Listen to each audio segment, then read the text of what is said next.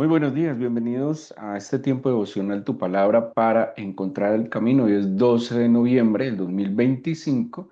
Vamos a continuar con la lectura de la Biblia en un año con la primera carta de Pedro, capítulo 2, versículos 11 al 25. Primera de Pedro 2, 11 al 25.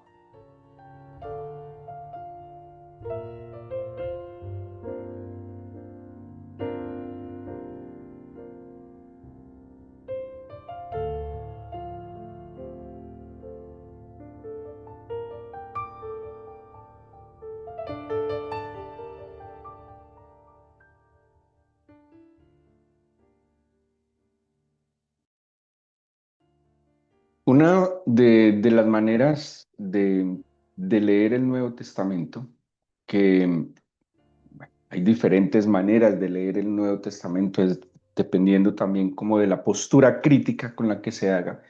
Pero una de las maneras más sanas como creyentes, como hombres y mujeres de fe, es entender que el Nuevo Testamento es una reinterpretación del Antiguo Testamento. De allí que vamos a encontrar en diferentes pasajes de la Biblia, del Nuevo Testamento, como profecías, como mandamientos, relatos del Antiguo Testamento se van a aplicar en la persona de Jesucristo. Obviamente, cuando los escritores del Antiguo Testamento, inspirados por el Espíritu del Señor, escribían, pues no tenían la claridad de los acontecimientos y seguramente ellos tenían presente sus circunstancias del momento, las situaciones que los estaban rodeando, pero es muy posible que no tuvieran la capacidad exacta de ver el efecto y la connotación de estos mensajes que llegaran hasta los tiempos del Señor y mucho menos hasta nuestros tiempos. Así que cuando vemos el Nuevo Testamento, de allí también pienso yo, y lo explican algunos comentaristas, el mismo concepto de Nuevo Testamento, no que el Antiguo, y este concepto de Nuevo Testamento hace referencia a un nuevo pacto, como está mencionado en el libro de Hebreos, y no es simplemente que esté anulando un antiguo pacto, sino que está perfeccionando ese antiguo pacto o antiguos pactos que están en el Antiguo Testamento y todo lo perfecciona en la persona de Jesucristo. Así que, por ejemplo, en el Antiguo Testamento, toda la bendición y el plan del Señor se limita al pueblo de Israel, pero en el Nuevo Testamento ese plan a través del cual, porque Israel no solo era en el Antiguo Testamento visto como el pueblo escogido, sino que tenía la responsabilidad de ser el pueblo a través del cual el Señor daría a conocer sus características, sus virtudes, y debía ser el pueblo ejemplar a través del cual la humanidad creyese y volviera al Señor. Esa responsabilidad en el Nuevo Testamento se amplía a la iglesia. No quiere decir que anule ese propósito que tuviera con el pueblo de Israel, sino que lo amplía al creyente de la iglesia. Y por eso Pablo dice, entre otras cosas, que no es solo descendiente de Abraham el que lo es según la sangre, sino el que es según la fe. Nosotros, como pueblo gentil, no somos, digámoslo así, biológicamente descendientes de Abraham, pero sí, como lo explica San Pablo, somos descendientes de Abraham por medio de la fe. O sea, hicimos o entramos a ese pacto original hecho con el pueblo de Israel a través de la fe. Pablo lo explica muy bien en los Romanos cuando va a hacer la analogía de aquel olivo que tiene ramas que fueron desgajadas por su incredulidad, pero nosotros que veníamos de un olivo silvestre, fuimos pues injertados en este olivo puro que es el pueblo del pacto, ¿sí? Así que es muy interesante y es muy importante entender esta reinterpretación que hace el Nuevo Testamento del Antiguo Testamento. Por ejemplo, los versículos 9 y 10 de la carta de Pedro, la primera carta de Pedro, es una reinterpretación de lo que está en el Éxodo 19. En el Éxodo 19, cuando el pueblo de Israel está llegando al Sinaí, al monte Sinaí. Acordémonos que en el monte Sinaí, eh, pues ocurre algo muy importante que hace parte de ese pacto del Señor con el pueblo de Israel, y él entrega de las leyes, de las instrucciones, la entrega no solo de la Torá, como los 10 mandamientos o las tablas de la ley, sino que Moisés recibe todo un paquete de instrucciones y de normas para que este pueblo se conduzca hacia la libertad. En Sinaí entonces el Señor pacta con el pueblo de Israel en cabeza de Moisés, y hay digámoslo, una señal, un signo o un símbolo del pacto que es las leyes. En ese momento, ad portas de llegar al monte Sinaí, en Éxodo 19, el Señor le dice a Moisés y al pueblo, digámoslo así, que hay una condición para. Entonces, acordémonos que en Éxodo 20 está digamos, la proclamación de los 10 mandamientos, y en Éxodo 19 dice el versículo 5: ahora pues, si diereis oído a mi voz, ¿sí? Si diereis oído a mi voz, es una expresión condicional. Y le dice: si diereis oído a mi voz y guardareis mi pacto, vosotros seréis especial tesoro sobre todos los pueblos, porque mía es toda la tierra, y me seréis un reino de sacerdotes y gente santa. Ahora, digamos, esa proclamación o ese seréis está condicionado a oír y a guardar el pacto. Pedro, reinterpretando este pasaje, le dice acordémonos que Pedro le está escribiendo a los expatriados de la dispersión y les está diciendo: vosotros sois, ¿sí? Moisés escribe: seréis si escuchan, serán si guardan. Y Pedro ya les está hablando a un pueblo creyente. Entonces, como es un pueblo creyente que se ha adherido al pacto por fe, que se ha adherido al pacto basado en la fe y en el arrepentimiento de sus pecados, le dice entonces: ustedes ya son, si ustedes no tienen ya que hacer nada más para ser, ustedes por fe se adhieren a este pacto, y ahora que son un linaje escogido, real sacerdocio, nación santa, pueblo adquirido por Dios, ¿sí? Entonces aquí ya no hay una condición para llegar a ser, sino que ustedes ya son. Pero, y aclara Pedro, si usted es esto ahora, entonces esto implica que usted tenga una forma de vivir de acuerdo a lo que es, ¿sí? Y tiene mucho sentido, lo hemos hablado en otros momentos, la identidad. El Nuevo Testamento está marcando y tratando de marcar en nosotros una identidad, ¿sí? Y una identidad como hijos del Señor, como redimidos, como pueblo santo, como pueblo adquirido, como pueblo escogido para el Señor, ¿sí? O sea, ya no somos simplemente extraños, ajenos, como dice la Biblia, advenedizos, sino que ahora hacemos parte de, tenemos una pertenencia, fuimos comprados por un precio. Y es lo que Pedro va a tratar de decirle a aquellos que están expatriados, de nuevo, aquellos creyentes que él asume que por su fe ahora hacen parte del pueblo del Señor. Pero yo soy para qué, ¿sí?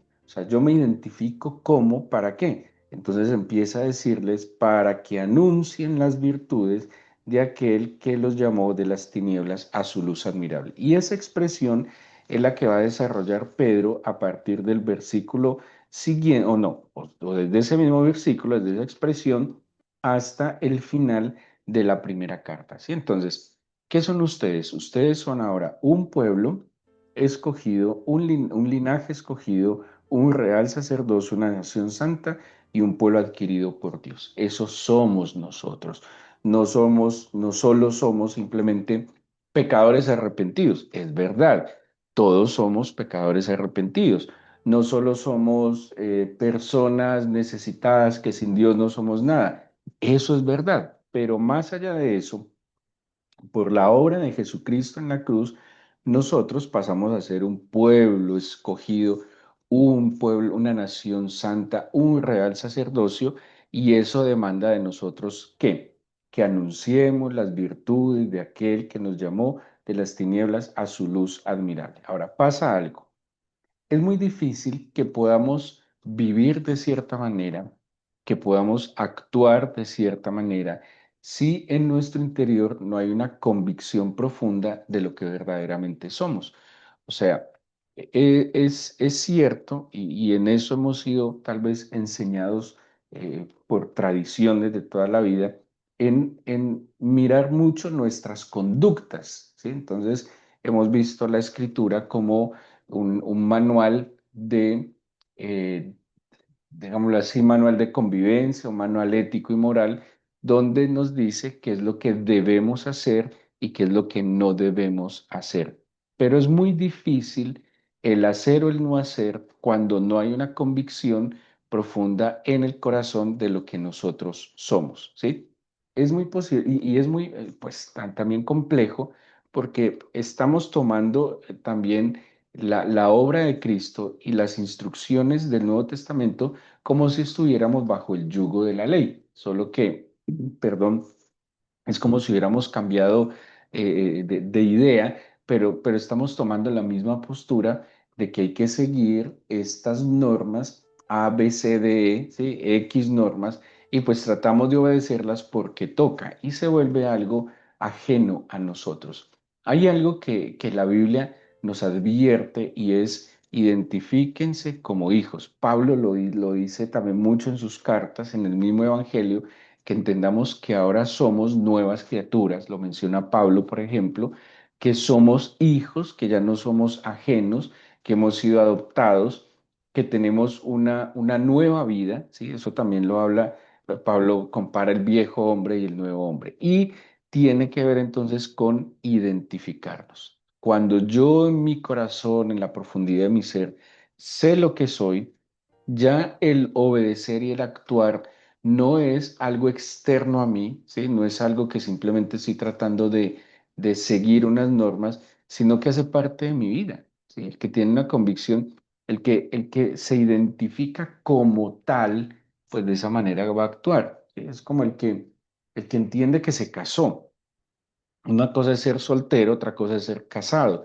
El que entiende que está casado, el que se identifica como un esposo, como una esposa responsable, que tiene ahora unos privilegios bellísimos, pero también unas responsabilidades, pues sabe que esa función, esa nueva vida, le implica unas acciones diferentes a cuando estaba soltero, ¿sí? Cuando se está soltero, seguramente hay ciertas independencias, pero ya casado pasamos a una interdependencia, es más, a una dependencia mutua, ¿sí? Entonces, Pedro es lo que nos está diciendo. Si usted no tiene claridad de lo que es muy difícil que entienda lo que debe hacer. Ahora, si tiene claridad de lo que es, pues también es importante que conozca de acuerdo a esta verdad o esta realidad suya cómo debe vivir. Es como los padres que acompañan a sus hijos desde pequeños a su identidad. Es que los padres forman en sus niños su identidad.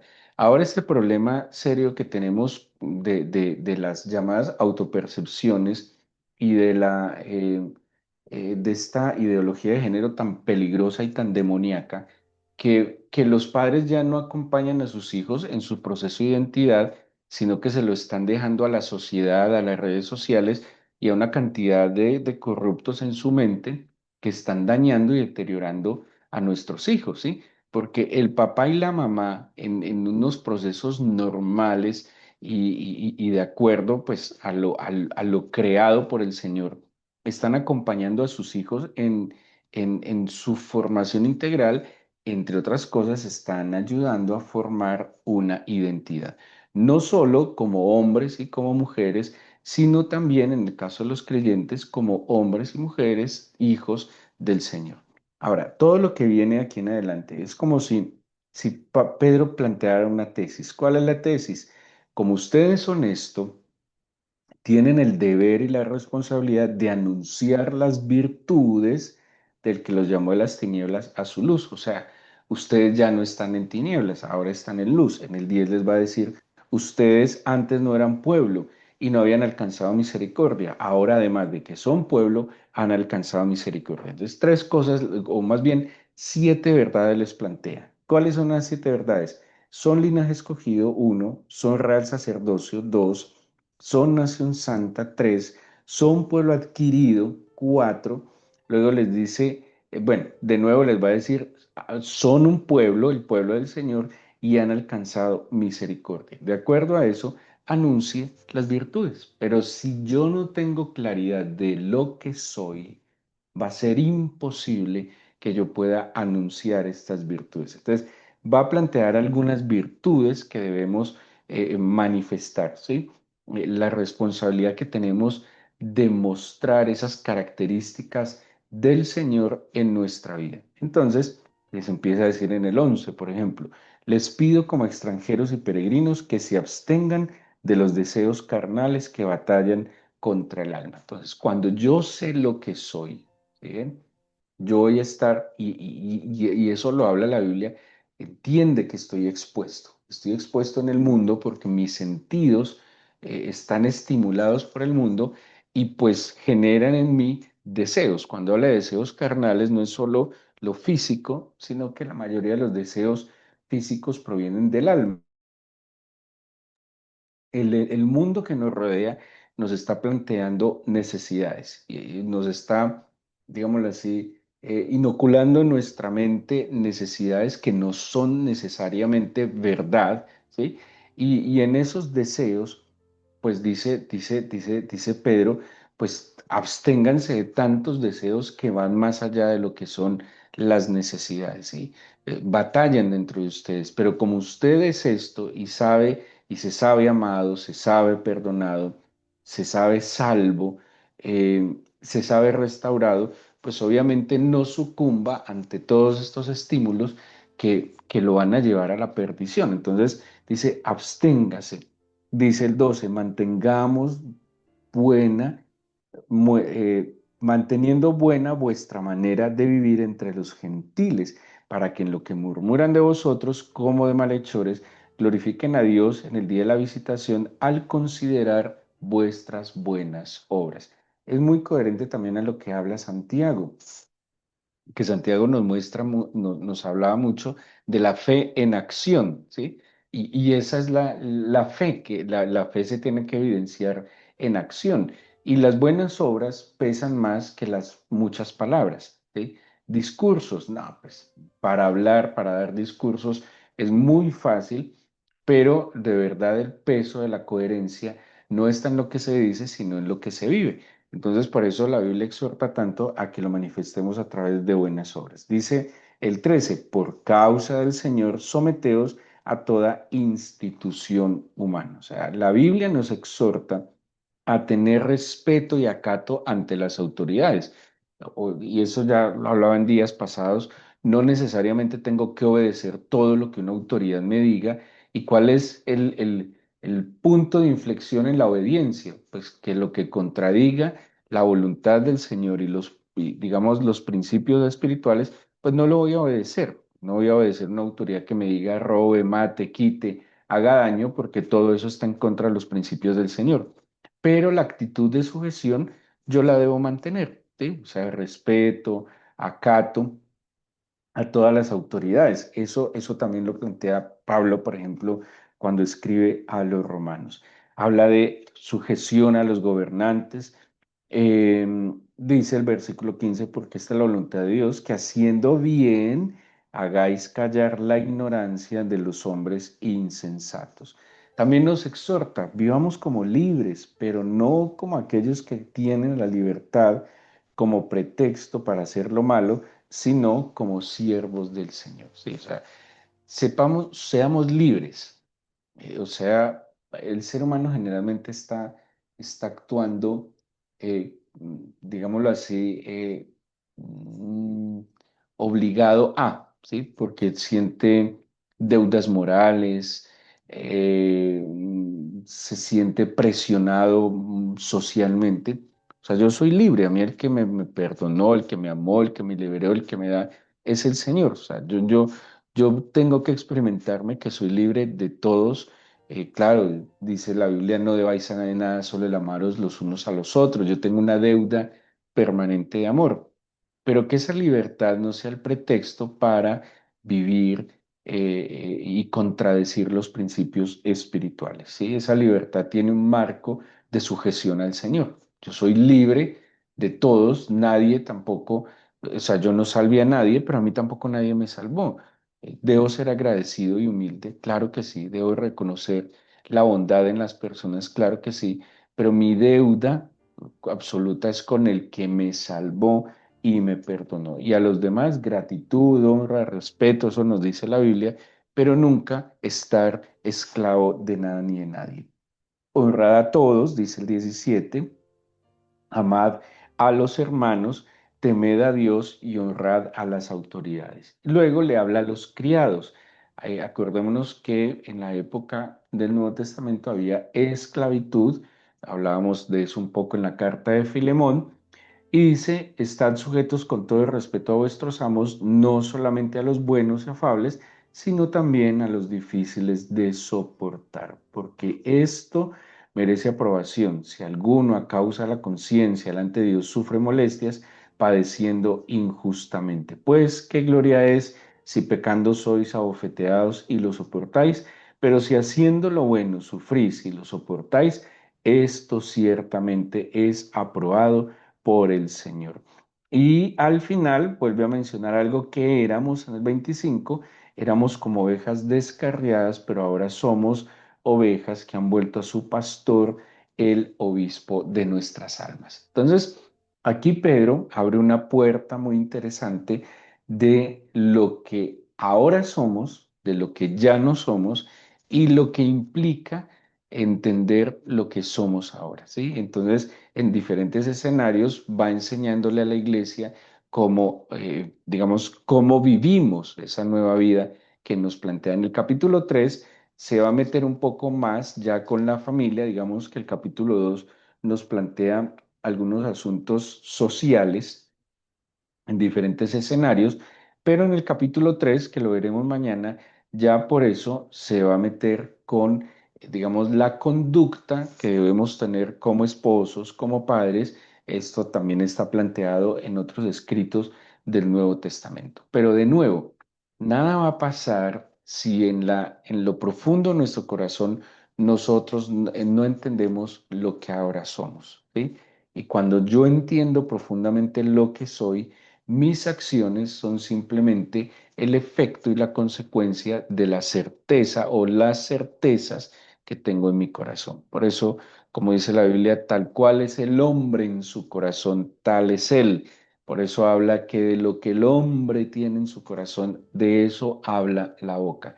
Así que nosotros tenemos que trabajar en el Señor, a través de la escritura, a través de la oración, es en el ser interior. Ese es el que debe transformarse, porque ese ser interior transformado es el que se evidenciará a través de actos consecuentes a esa verdad que está transformando nuestro corazón. Y la transformación viene de la relación que cada uno establezca de manera consciente con el Señor, ¿sí? Porque si usted va a la escritura y solo pretende hacer un checklist de las cosas que usted está obedeciendo, pero es como si lo hiciera fuera de sí, no lo va a soportar mucho tiempo, ¿sí? Va a sucumbir muy fácil. Pero si usted permite que la escritura permee su corazón, penetre su corazón y lo hace a través de la oración, pues va a experimentar una transformación especial, va a tener digámoslo así, una visión diferente de las cosas. Y ya no va a haber solo al ofensor con sed de venganza, sino que va a haber al ofensor incluso con misericordia. Todo ofensor es una persona que está gritando desesperadamente sus necesidades, solo que está tan mal que grita sus necesidades a través de la ofensa y de malas acciones. Pero todo ofensor es un profundo necesitado. Eso vio el Señor en nosotros. Nosotros, a través de nuestras ofensas y pecados, estábamos gritando y manifestando nuestras necesidades, solo que no teníamos la forma adecuada de expresar esas necesidades. Y el Señor, como nos miró con misericordia, y Él vino a nosotros, extendió su mano de bondad hacia nosotros y comprendió para darnos una oportunidad. Esa es una entre tantas cosas que genera el efecto de cultivar esa vida interior que Él nos transforma. Como dice la Escritura, la palabra del Señor no vuelve vacía, Él la envió para algo. Y nosotros es nuestra, digámoslo así, nuestra decisión, es nuestra decisión de permitir que, que eso para lo que fue enviada la palabra del Señor, en verdad cause ese efecto en nuestro corazón. Por eso, la Biblia, no podemos hacer un esfuerzo solo de que no se nos olvide la Biblia. La Biblia se olvida si no la asimilamos.